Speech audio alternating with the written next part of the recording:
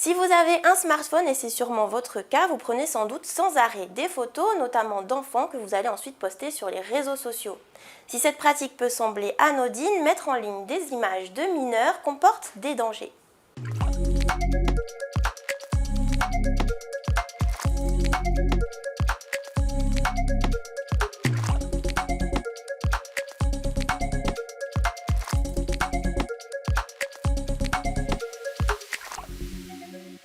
Bonsoir à tous. Avec nous pour aborder ce sujet, Maître Léo Peuillot, avocat. Bonsoir. Yorana. Alors vous êtes avocat intervenant dans le domaine du numérique, on l'a dit, beaucoup de parents ou proches postent des photos de mineurs sur les réseaux sociaux. Certains sont parfois suivis par de larges communautés. Donc rapidement, quels sont les dangers d'exposer des images de mineurs sur les réseaux sociaux? Alors les deux principaux dangers, d'abord pour l'enfant, première raison, ça va être le fait d'exposer à des réseaux de criminalité organisés en ligne, donc des images qui pourront être après republiées et détournées, tout ce qui va être pédopornographie. Premier risque. Second risque pour l'enfant, ça va être tout bêtement que l'enfant plus tard refuse, n'apprécie pas ces images, des images qui pourraient lui porter préjudice, qui pourraient plus tard créer des complexes et donc idéalement limiter les publications au maximum. Vous les connaissez certainement déjà, la famille Barcinas. Jessica, Kourou et leurs deux enfants ont une page Facebook, Les Marquises autour du monde, et ils publient régulièrement des photos. On leur a demandé leur avis sur le sujet.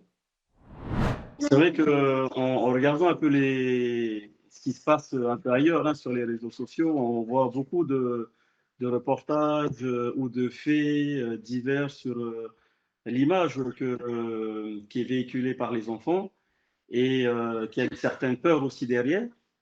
Euh, donc en discutant avec Jess, c'est vrai qu'on s'est dit est-ce qu'on va les exposer ou est-ce que au contraire on va pas mettre de photos.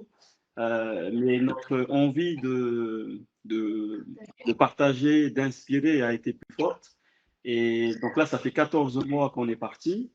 Et depuis le début, on n'a pas eu de retour, en tout cas malveillant, négatif, depuis la parution de toutes ces photos et vidéos sur nous, sur notre voyage, mais aussi sur les enfants. C'est vrai que je ne vais pas mettre des photos euh, où ben, voilà, ils sont trop dénudés. Et c'est vrai qu'une fois, mais bon, ça c'était sur ma page Facebook privée il y a 3-4 ans, quand j'avais fait une story, ben, Facebook m'avait bloqué parce que ben, justement, il y avait Qui était en maillot de bain. qui était en maillot de bain. Mais là, c'est Facebook qui m'avait bloqué pendant 24 heures, je crois. Et depuis, ben ouais, mais ça remonte à 3-4 ans, hein, je ne me rappelle plus. Et c'est vrai que sur les photos, voilà, ben, j'essaie de prendre les plus belles photos, en tout cas, qui les mettent les plus en valeur. Alors, on précise que les enfants Barcinas n'ont pas d'accès direct aux réseaux sociaux, tout passe par les parents. Ils nous ont également expliqué que c'est un moyen pour les petits de garder contact avec les personnes qu'ils ont rencontrées en voyage. Mais au niveau de l'image, Maître Peuillot, est-ce que ça suffit finalement simplement de faire attention aux images qu'on publie de nos enfants sur les réseaux? Alors globalement, par rapport aux enfants, je pense qu'il y a trois précautions à prendre. D'abord, bien s'assurer, bien réfléchir aux images qu'on publie. On ne publie pas tout, on réfléchit bien pourquoi cette photo, première chose. Deuxième chose, où on la publie. Un canal privé, un réseau public, une page Facebook, à qui on les publie. Troisième précaution à prendre, l'enfant, l'associer. Lui expliquer pourquoi, comment, et s'il est d'accord surtout. Déjà, il faut le rappeler, pour publier une photo d'un enfant, il faut l'accord des deux parents. Si l'un des parents s'y oppose, la photo, là, la captation d'image ne doit pas avoir lieu, et la publication forcément non plus. Donc il faut que les deux parents soient d'accord. Si les parents sont d'accord, eh bien, il faut s'assurer que l'image ne vienne pas compromettre, porter atteinte à l'enfant de manière générale.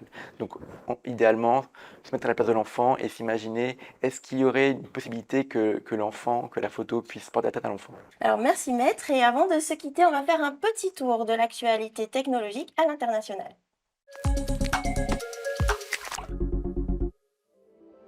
Une intelligence artificielle a ressuscité Alain Delon. L'image du défunt acteur a été utilisée pour attirer les internautes vers un casino en ligne. Je vous donnerai 100 000 € si vous ne pouvez pas gagner dans mon casino, annonçait la voix de l'acteur. Une arnaque, bien sûr, qui utilise la technique du deepfake. IA toujours, mais cette fois pour de bons usages. Grâce à l'intelligence artificielle, un centre de recherche en Espagne a trouvé le moyen de détecter les cellules cancéreuses plus rapidement. De meilleurs traitements et vaccins pourraient être développés grâce à cet outil. Enfin, du côté des réseaux sociaux, YouTube a signé un partenariat inédit avec le Comité international paralympique pour la diffusion en direct des Jeux de façon gratuite dans des dizaines de pays. De son côté, TikTok diffusera des extraits et vidéos via un compte dédié. Merci à tous d'avoir suivi ce premier numéro de Métaphénois. On se retrouve la semaine prochaine. En attendant, restez connectés, mais avec vigilance. Nana!